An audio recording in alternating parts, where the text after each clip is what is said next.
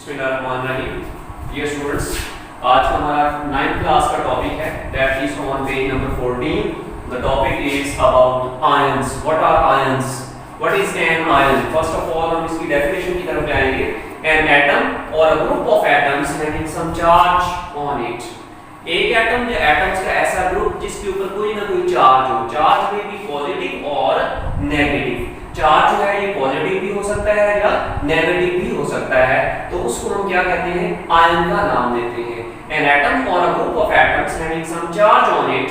Charge में भी positive और नेगेटिव। ओवरऑल जब हम एटम को देखते हैं तो वो क्या है? एक न्यूट्रल स्पीशीज है कि उसके ऊपर जो उसके न्यूक्लियस के अंदर जो हमारे पास प्रोटॉन्स हैं यानी जो पॉजिटिव चार्ज है और उसके शेल्स में मौजूद इलेक्ट्रॉन्स की जो तादाद है वो क्या होती है? सेम होती है। तो ओवरऑल जब हम देखते हैं, अब हम देखें कि हमारे पास सोडियम है फॉर एग्जांपल, तो इलेक्ट्रॉन्स जो है इसके पास 11 है और प्रोटॉन्स भी इसके पास कितने हैं? 11। तो जब हम इलेक्ट्रॉन्स पे हमारे पास नेगेटिव चार्ज है और प्रोटॉन्स पे हमारे पास पॉजिटिव चार्ज होता है, तो 11 हमारे पास इलेक्ट्रॉन्स हैं और 11 ही प्रोटॉन्स हैं। तो ओवरऑल हम जब इसके ऊपर चार्ज देखते हैं तो कोई भी चार्ज नहीं होता, ये न्यूट्रल है, चार्ज इसके ऊपर 0 है। ठीक है। लेकिन जब ये किसी दूसरे एलिमेंट के साथ, किसी दूसरी चीज के साथ जब रिएक्ट करता है तो ये इलेक्ट्रॉन्स की शेयरिंग करता है, इलेक्ट्रॉन्स मुकम्मल तौर पर डिलीवर कर देता है या इलेक्ट्रॉन्स का पेयर डोनेट करता है एक एलिमेंट से दूसरे एलिमेंट की तरफ और डिफरेंट टाइप्स ऑफ बॉन्ड बनाता है। Covalent bond, coordinate covalent bond और जो है हमारे पास आयोनिक बॉन्ड होता है। ठीक है। तो हम सोडियम की देखते हैं कि सोडियम जो है ये क्या करेगा? अब हम डिपेंड करता है कि इसके वैलेंस शेल में मौजूद इलेक्ट्रॉन्स, नंबर ऑफ इलेक्ट्रॉन्स क्या है। तो हमारे पास जो प्रोटॉन्स हैं, ठीक है, प्रोटॉन्स हमारे पास जो इसके न्यूक्लियस के अंदर है वो हमारे पास है 11 और जो इलेक्ट्रॉन्स हैं, इलेक्ट्रॉन्स पहले शेल में देखें तो हमारे पास जो है वो 2 इलेक्ट्रॉन्स, दूसरे में 8 और तीसरे में इसके जो है वो 1 इलेक्ट्रॉन है। ठीक है। टोटल इलेक्ट्रॉन्स हमारे पास 11 है। ठीक है। अब हम लास्ट शेल में देखते हैं, लास्ट शेल में हमारे पास 1 इलेक्ट्रॉन है। या तो ये 7 इलेक्ट्रॉन ले या फिर ये अपना एक वैलेंस शेल से इलेक्ट्रॉन निकाल दे। ठीक है। तो ये 7 इलेक्ट्रॉन लेने की निस्बत 1 इलेक्ट्रॉन लूज करने को प्रेफर करेगा। ऐसे एलिमेंट्स जिनके वैलेंस शेल में 1, 2 या 3 इलेक्ट्रॉन्स होते हैं, they prefer to lose their valence shell electron to complete their octet। अपना उससे अंदर वाला शेल कंप्लीट कर लेते हैं और अपना वो इलेक्ट्रॉन्स 1, 2 या 3 लूज कर देते हैं। और ऐसे एलिमेंट्स जिनके वैलेंस शेल में 5, 6 या 7 इलेक्ट्रॉन्स होते हैं, ठीक है, ये क्या करते हैं? 1, 2 या 3 इलेक्ट्रॉन्स ले लेते हैं। जिनके वैलेंस शेल में 7 है वो 1 ले लेगा, जिनके 6 है वो 2 ले लेगा, जिनके 5 है वो क्या करेगा? 3 इलेक्ट्रॉन्स को लेगा और अपना वैलेंस शेल क्या कर लेगा? कंप्लीट कर लेगा। They prefer to gain electrons to complete their octet। Octet means कि वैलेंस शेल में 8 इलेक्ट्रॉन्स जो है वो कंप्लीट कर देगा। अब हम सोडियम की एग्जांपल को देखते हैं तो ये अपना 1 इलेक्ट्रॉन निकाल देता है। जब ये अपने 1 इलेक्ट्रॉन को निकालता है तो उससे अंदर वाले शेल में 8 इलेक्ट्रॉन पूरे हो जाते हैं, यानी ये अपना ऑक्टेट कंप्लीट कर लेता है। अब हम देखते हैं इलेक्ट्रॉन्स निकालने के बाद जब सोडियम क्या करेगा? सोडियम अपना ये इलेक्ट्रॉन निकालेगा तो हम देखेंगे Ni is the symbol of sodium। जब ये अपना 1 इलेक्ट्रॉन निकालता है तो इसके ऊपर उतना ही पॉजिटिव चार्ज आ जाता है। कैसे? अब देखें कि अब हमारे पास इसके पास जो इलेक्ट्रॉन्स हैं, इलेक्ट्रॉन्स अब इसके पास है कि 1 से निकाल दिया, इलेक्ट्रॉन्स रह गए 10, पहले 11 थे। प्रोटॉन्स कितने हैं? 11 हैं। इलेक्ट्रॉन्स पे नेगेटिव और प्रोटॉन्स पे पॉजिटिव चार्ज। अब नेट चार्ज क्या है? या 10 है इलेक्ट्रॉन्स जिन पे नेगेटिव चार्ज है और 11 प्रोटॉन्स हैं जिन पे पॉजिटिव चार्ज है। तो नेट चार्ज इसके ऊपर क्या आएगा? हमारे पास 1 प्रोटॉन ज्यादा है तो +1 चार्ज आ जाएगा। ठीक है। तो इसके ऊपर चार्ज क्या आ जाएगा? सोडियम के ऊपर +1। ठीक है। तो on the type of positive और negative charge on an ion, ions are divided into 2 types, cations and anions। What are cations? Cations are those ions that has a positive charge on it। ऐसे ions जिनके ऊपर positive charge होता है। And positive charge is achieved by by losing an electron by using 1 or 2 or 3 electrons from its valence shell. For example, sodium है, sodium ने valence shell में से electron को निकालता है एक और इसके ऊपर 1 पॉजिटिव चार्ज आ जाता है। जिस तरह ये हमने देखा कि इसने एक इलेक्ट्रॉन निकाल दिया, अब एक प्रोटॉन बढ़ गया है जिसके ऊपर चार्ज +1 आ गया है। ठीक है, जब कोई भी एलिमेंट अपने में से इलेक्ट्रॉन को निकालता है तो उसके ऊपर पॉजिटिव चार्ज आता है। तो यहाँ पे सोडियम पे हमारे पास +1 चार्ज आ गया है। तो ऐसे आयंस जिनके ऊपर पॉजिटिव चार्ज होता है उन्हें हम क्या नाम देते हैं? कैटायंस का नाम देते हैं। Ions that has positive charge on it are known as cations. For example sodium है, सोडियम के वैलेंस शेल में एक इलेक्ट्रॉन था, उसे निकाल दिया और इसके ऊपर कौन सा चार्ज आ जाएगा? +1। इसी तरह हमारे पास मैग्नीशियम है, मैग्नीशियम जो है इसका एटॉमिक नंबर 12 होता है, तो इसके लास्ट शेल में हमारे पास जो है वो 2 इलेक्ट्रॉन्स होंगे। अगर हम मैग्नीशियम की बात करते हैं तो इलेक्ट्रॉन्स जो हैं इसके पास टोटल जो है वो 12 है और प्रोटॉन्स भी इसके पास टोटल जो है वो 12 होते हैं। इसके जो 12 इलेक्ट्रॉन्स हैं वो किस तरीके से डिवाइड होते हैं? पहले शेल में 2, दूसरे में 8 और तीसरे में 2। इसके लास्ट शेल में 2 इलेक्ट्रॉन्स होते हैं और ये अपने 2 इलेक्ट्रॉन्स निकाल देता है, अपने में से लूज कर देता है, उसके ऊपर चार्ज आ जाता है +2। कैसे?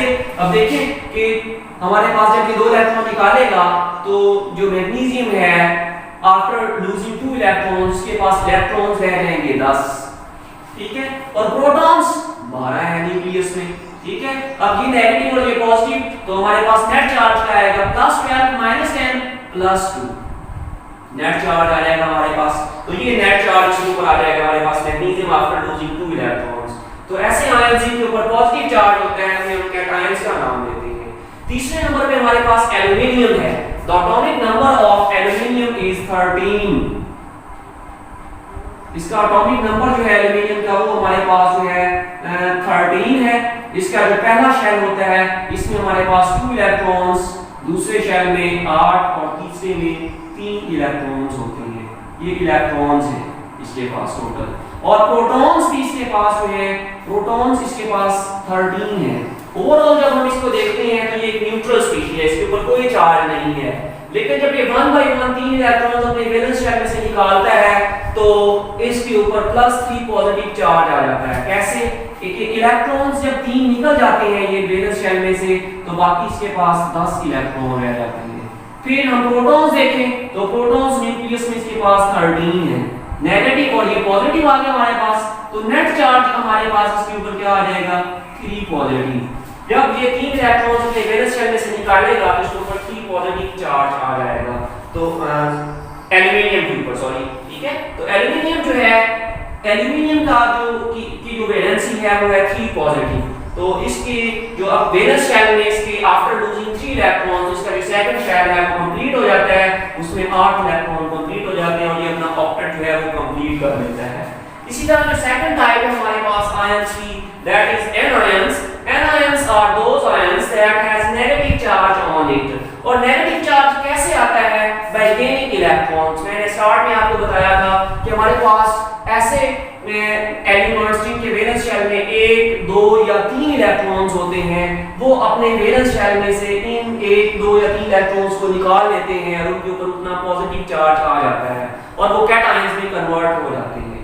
इसी तरह जिनके वैलेंस शेल हमारे पास 5, 6 या 7 इलेक्ट्रॉन्स होते हैं, वो अपने वैलेंस शेल में 1, 2 या 3 इलेक्ट्रॉन्स को गेन कर लेते हैं और उनके ऊपर जो चार्ज है वो नेगेटिव चार्ज आ जाता है। For example we have chlorine. The atomic number of chlorine is 17. So it has 2 electrons in its first shell and second, इसका जो सेकंड शेल है इसमें हमारे पास जो है वो 8 इलेक्ट्रॉन्स हैं। पहला शेल जो हमारे पास K, दूसरा शेल L और तीसरा जो शेल है M शेल, इसके अंदर हमारे पास जो है वो 7 इलेक्ट्रॉन्स हैं।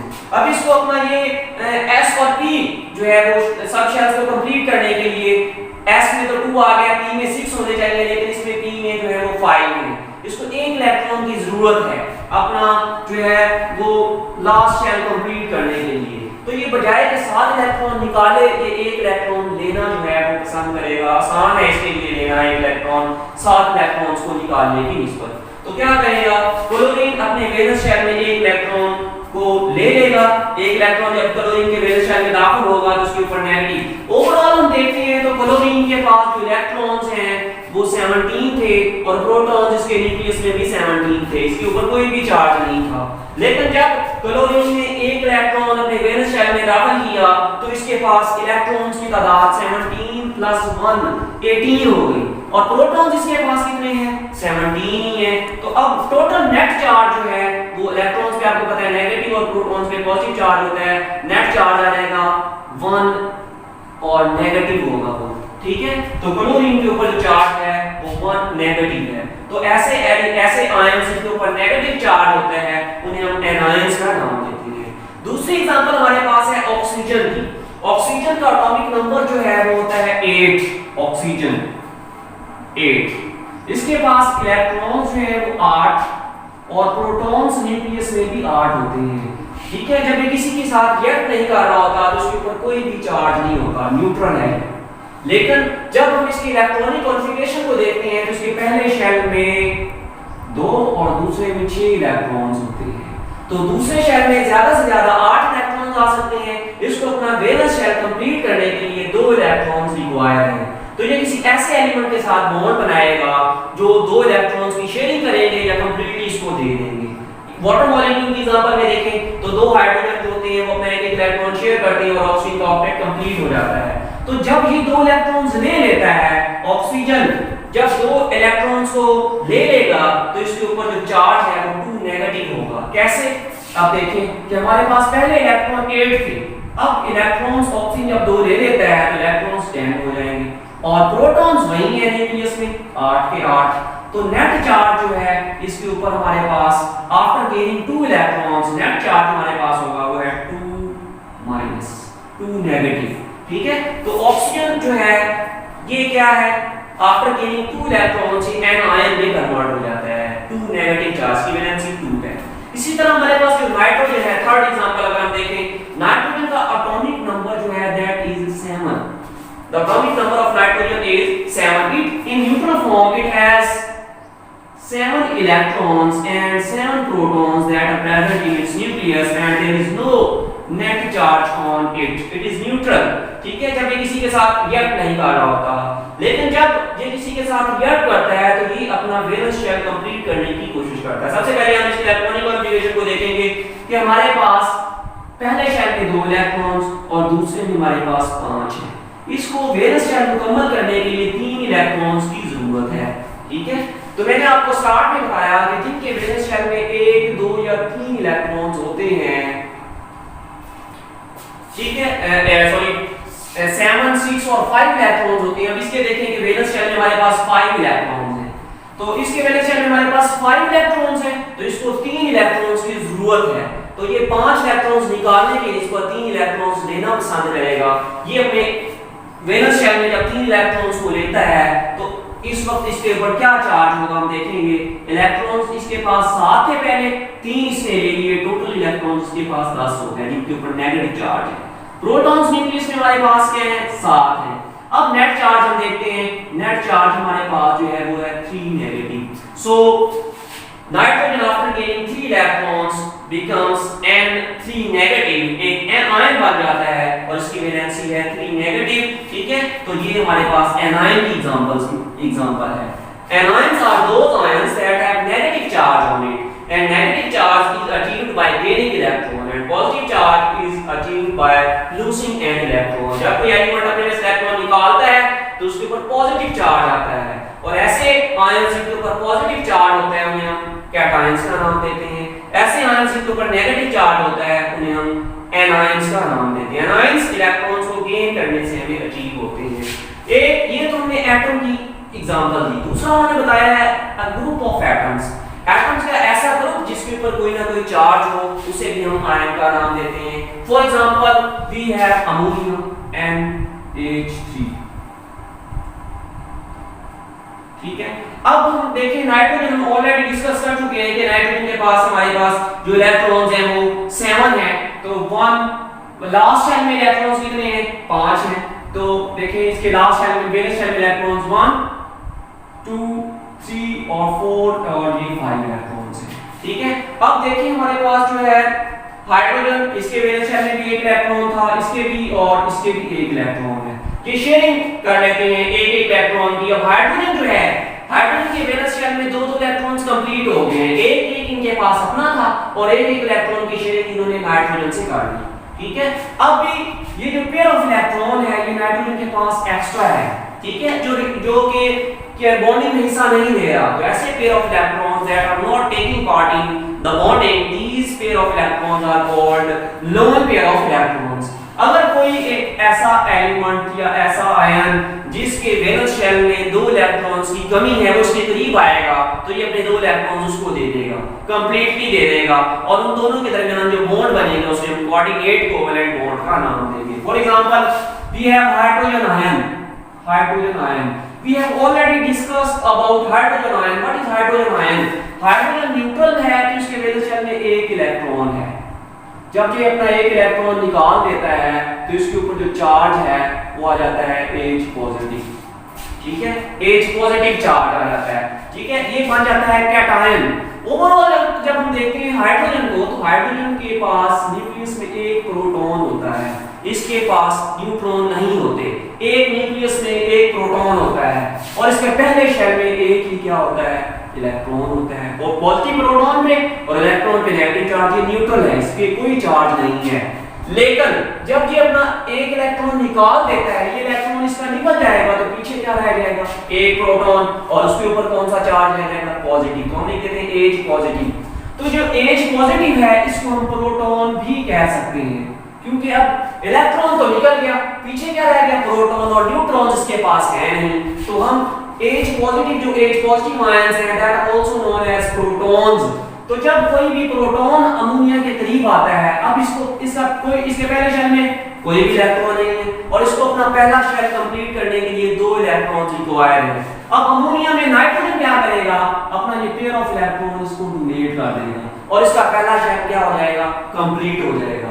और इन दोनों से जो अमोनिया और हाइड्रोजन आयन से जो एक स्पीशीज एक अलग से आपको हासिल होगी दैट इज कॉल्ड, अब देखिए NH3 और साथ में ये H भी इसके यहाँ पे लग जाएगा। यहाँ पे ये हाइड्रोजन और ये हाइड्रोजन है हमारे पास। तो ये जो आपको एक स्पीशीज हासिल होती है, ठीक है, इसको हम एडप्ट का नाम देते हैं, adduct, ADDUCT। This overall species known as adduct. अब ओवरऑल ये जो पॉजिटिव चार्ज था ये होल के ऊपर आ जाएगा, पूरी स्पीशीज के ऊपर आ जाएगा। इसको हम ऊपर लिख देते हैं NH4 पॉजिटिव। अब हम देखें NH कितने 1 2 3 एंड 4 और चार्ज कौन सा है इसके ऊपर? पॉजिटिव है। तो मैं क्या लिख देता हूं यहां पे NH4 पॉजिटिव। अब देखिए ये क्या है? एक नाइट्रोजन और 4 हाइड्रोजन, ये ग्रुप ऑफ एटम्स हैं और इनके ऊपर क्या है? चार्ज भी है, पॉजिटिव चार्ज। तो ऐसे ग्रुप ऑफ एटम्स जिनके ऊपर कोई चार्ज हो उन्हें भी हम क्या नाम देते हैं? आयंस का नाम देते हैं। डेफिनेशन में हमने पढ़ा N atom or a group of atoms. तो ग्रुप ऑफ एटम्स जिनके ऊपर कोई चार्ज होता है वो भी क्या कहलाते हैं?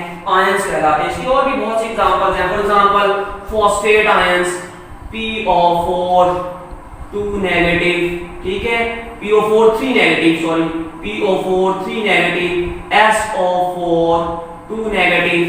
Phosphate ions, we have already read about phosphate ions in the methods of writing the chemical formula. अपने पिछले टॉपिक में हमने पढ़ा। सल्फेट आयंस को भी हम डिस्कस कर चुके हैं। तो ये क्या है? ग्रुप ऑफ एटम्स हैं जिनके ऊपर कोई चार्ज होता है, इनको भी हम क्या नाम देते हैं? आयंस का नाम देते हैं। ये कैटायन है, इनके ऊपर नेगेटिव चार्ज है तो ये हमारे पास एनायन